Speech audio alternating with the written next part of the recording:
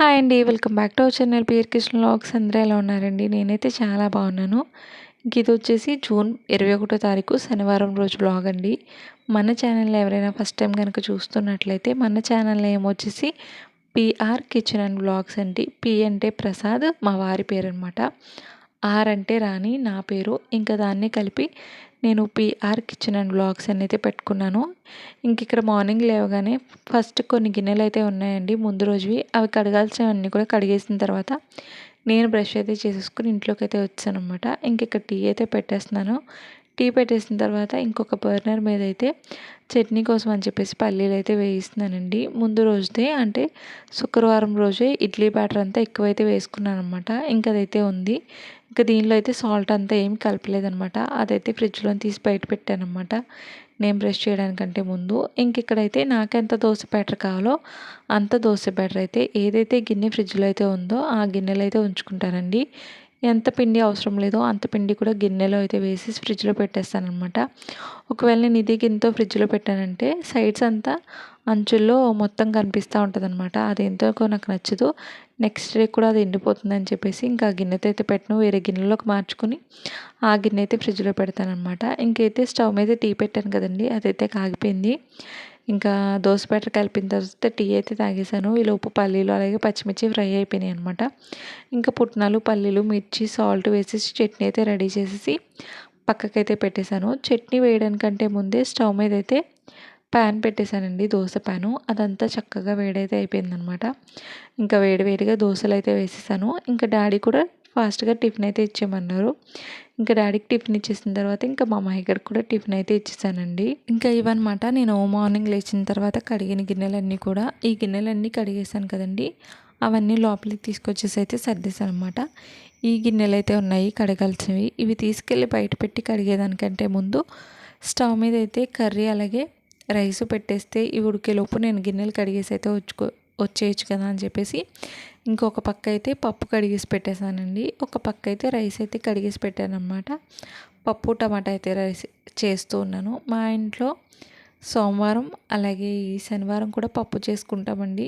ముందు రోజే non veg తిని ఉంటాం కదా సండే రోజు అయితే, అందుకని చెప్పేసి మండే చేస్తూ ఉంటాను అనమాట. ఎలాగా నెక్స్ట్ డే నాన్ వెజ్ తింటాం కదా అని చెప్పేసి ముందు రోజు అయితే పప్పు చేస్తాను. అలా మాకు మండే సాటర్డే అయితే పప్పు అలవాటు అయిపోయింది.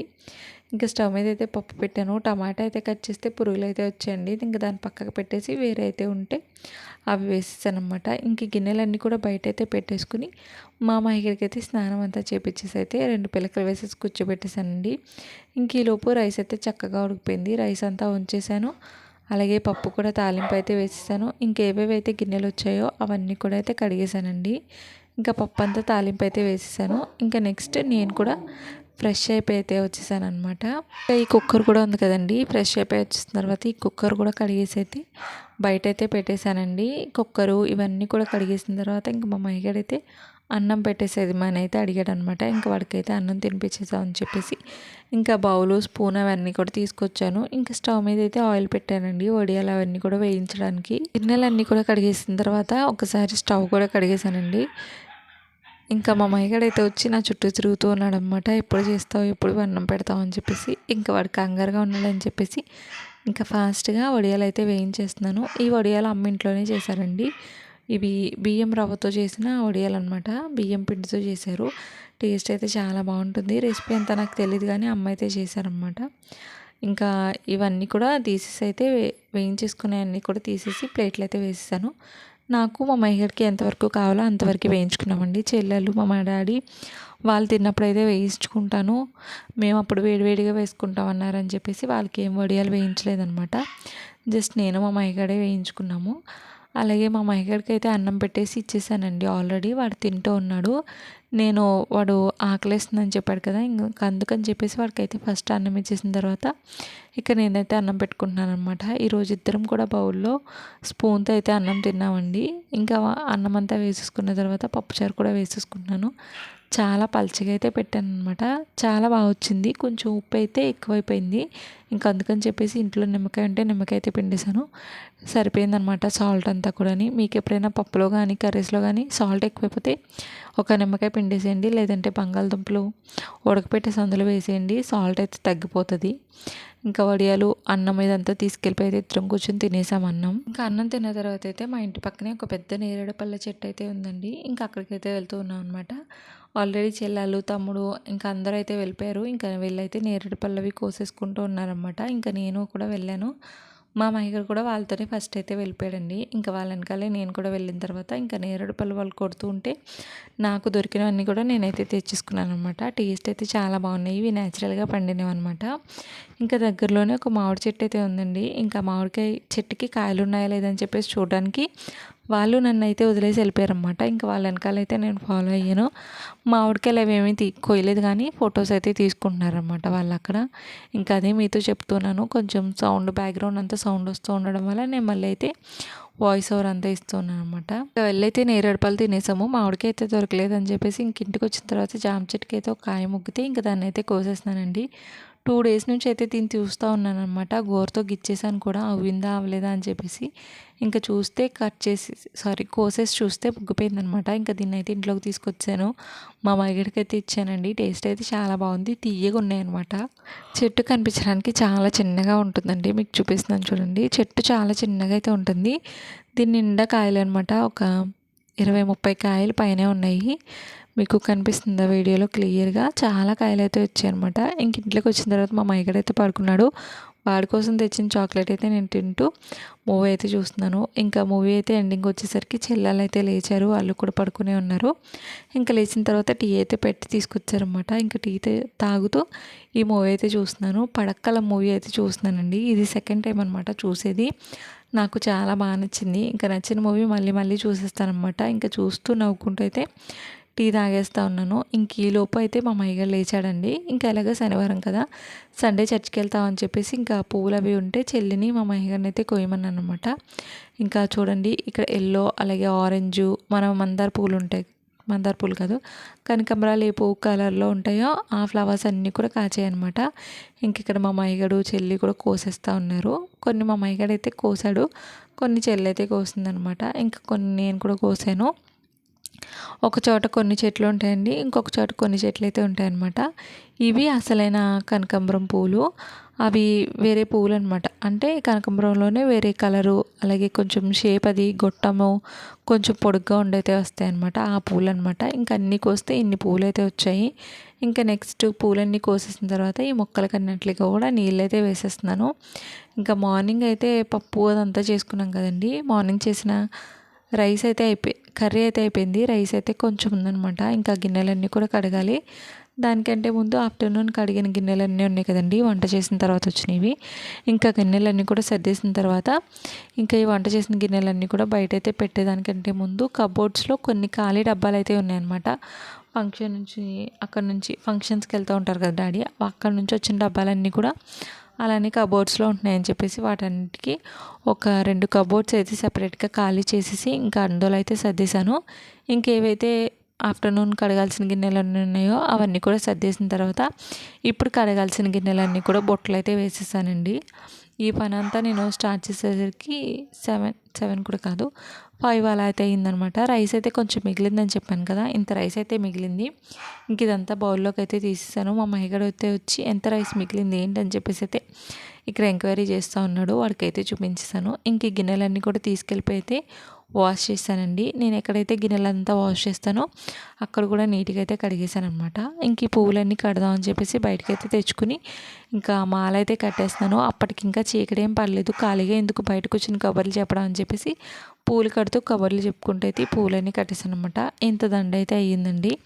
అన్నీ మిక్స్ చేసి కట్టిన దండ. ఇంకా సీతాఫలాలు అయితే ముగ్గునియా లేదా అని చెప్పేసి అయితే మొన్న కోసినవి ఇలా బియ్యం డబ్బాలు అయితే వేశాను. ముగ్గునియా లేదా అని చెప్పేసి అయితే వెళ్ళి చూస్తే 2 అయితే ముగ్గునియా అనమాట. ఇంకా నేను మా మహిగడైతే కూర్చుని సీతాఫలాలు అయితే తినేసామండి. అసలు ఈ బియ్యం డబ్బా తీయడానికి కారణం ఏంటంటే కనుక రైస్ అయితే ఖాళీ అయితే అయిపోయిందనమాట. ఏంటంటే రేషన్ రైస్ అలాగే బయట నుంచి తెచ్చిన రైసు కలిపి అయితే వంట చేస్తూ ఉంటాను నేను.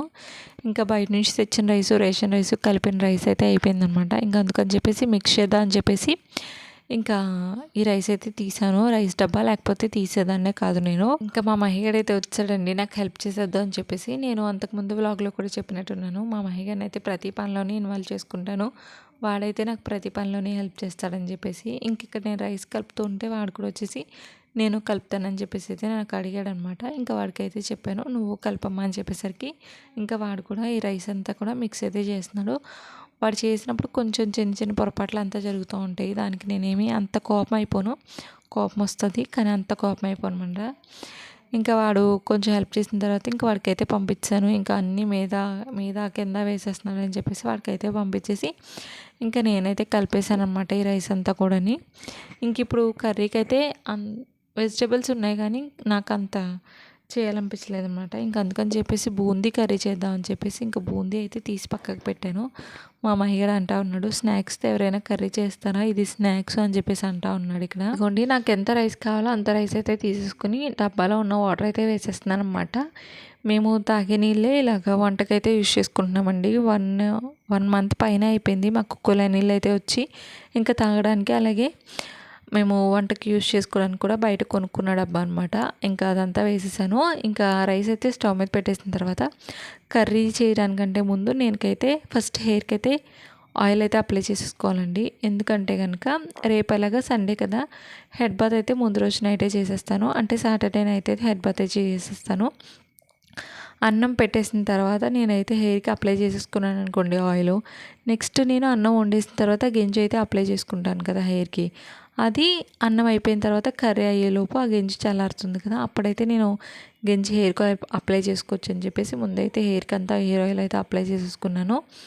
ఇంకా జడ కూడా వేసేసుకున్నాను అనమాట. ఇంకా రైస్ కూడా పొంగైతే వచ్చింది. ఈలోపు నేను హెయిర్కి అంతా హెయిర్ ఆయిల్ అప్లై చేసుకునేలోపు ఇంకా రైస్ అంతా వంచేసిన తర్వాత గింజ అయితే తీసేసి పక్కన పెట్టేశానండి. ఇంకా అన్నం అయ్యేలోపు ఆనియన్స్ అంతా అయితే కట్ చేసేసుకున్నాను. ఇంక ఇక్కడ కర్రీ అయితే చేసేస్తున్నాను అనమాట. సారీ, అది బూందీ కర్రీ అయితే చేస్తున్నాను. కర్రీ అయితే చాలా బాగా వచ్చిందండి. ప్రాసెస్ అంతా చెప్తాను, చూసేయండి. ఇంకా కర్రీ కావాల్సినవి ఏంటంటే ఉల్లిపాయలు, అలాగే పచ్చిమిరపకాయలు, టమాటాలు అనమాట. ఫస్ట్ అయితే స్టవ్ వెలిగించుకుని బాండి పెట్టి ఆయిల్ వేసి వేడైన తర్వాత ఉల్లిపాయలు, పచ్చిమిరపకాయలు వేసి బాగా మగ్గనివ్వాలండి ఉప్పు వేసి. ఇంకా అవి మగ్గిపోయిన తర్వాత కట్ చేసుకున్న టమాటా ముక్కలు కూడా వేసేసి ఈ టమాటా మీద ఉన్న స్కిన్ అంతా సెపరేట్ అయ్యే వరకు మంచిగా ఉడికించేసేయాలన్నమాట. ఈ టమాటా, ఆనియన్, పచ్చిమిర్చి అవన్నీ ఉడికిపోయిన తర్వాత కొంచెం అల్లం వెల్లుల్లిపాయ పేస్ట్ అంతా వేసేసి ఒక్కసారి కలిపేసిన తర్వాత అల్లం వెల్లుల్లిపాయ పేస్ట్ పచ్చివాసన పోయిన తర్వాత పసుపు, కారం, అలాగే సాల్ట్ వేసేసుకుని ఒక్కసారి అయితే కలిపేసి గ్రేవీకి అయితే వాటర్ యాడ్ చేసుకోవాలండి. ఒక 2 టీ గ్లాసులు ఉంటాయి కదా, ఆ సైజు వాటర్ అయితే వేసేసుకోవాలన్నమాట. పావు లీటర్ కంటే తక్కువ వేసుకోవాలి. కొంచెం ఒక 100 ml వరకు వాటర్ అయితే వేసేసుకుని వాటర్ మరిగిపోతూ ఉన్న టైంలో ఇంకా దీన్ని అయితే క్లోజ్ చేసేయాలన్నమాట. ఇంకా వాటర్ దగ్గరగా గ్రేవీ అయిపోయింది అనిపించుకుని ఇంకా స్టవ్ అయితే ఆఫ్ చేసేసుకుని మన బయట దొరుకుతుంది కదండి బూందీ, ఇదైతే వేసేసి మూత అయితే పెట్టేసేయాలన్నమాట. స్టవ్ ఆఫ్ చేసిన తర్వాత బూందీ అయితే వేయాలి, ఆన్లో ఉండగా వేయకూడదు. ఇంకా 5 నిమిషాల తర్వాత చూస్తే ఇలా అయితే రెడీ అయిపోతుందండి. కర్రీ అంతా అయిపోయిన తర్వాత నేనైతే ఫ్రెష్ అయిపోయి అయితే వచ్చానండి. ఇంకా మా అమ్మాయిగడికి అయితే అన్నం తినిపించేస్తున్నాను అనమాట. వాడికి అన్నం తినిపించేసిన తర్వాత ఇంకా అదే ప్లేట్లో నేను కొంచెం రైస్, కర్రీ వేసేసుకొని వచ్చేసి అయితే అన్నం తినేసాను. ఇంకా మార్నింగ్ కడిగిన గిన్నెలు అయితే ఉన్నాయి కదండి, అవన్నీ కూడా అయితే సర్దేసి ఈ గిన్నెలు ఏవైతే ఉన్నాయో ఇవన్నీ కూడా అయితే బుట్టలు అయితే వేసాను అనమాట. నేను అన్నం తినే టైంకి వర్షం అయితే స్టార్ట్ అయిపోయిందండి. ఫుల్ వర్షం అయితే వస్తూనే ఉందనమాట. అస్సలు అంటే అస్సలు ఆగలేదు. ఎంత వర్షం అంటే నేను మాటల్లో చెప్పలేను అనమాట. సడన్గా అయితే వర్షం పడిపోయింది. ఇంక ఈ గిన్నెలు బయటికి తీసుకెళ్ళి పెట్టేంత స్కోప్ కూడా లేదనమాట. ఇంక అందుకని చెప్పేసి ఇంట్లోనే ఈ బుట్టలో వేసేసి గిన్నెలన్నీ కూడా ఉంచాను. ఇంక ఈరోజు వ్లాగ్ అయితే ఇక్కడితో ఎండ్ చేసేస్తున్నానండి. వ్లాగ్ నచ్చితే డెఫినెట్గా లైక్ చేసి ఛానల్ అయితే సబ్స్క్రైబ్ చేయండి. Thank you for watching. Bye, good night.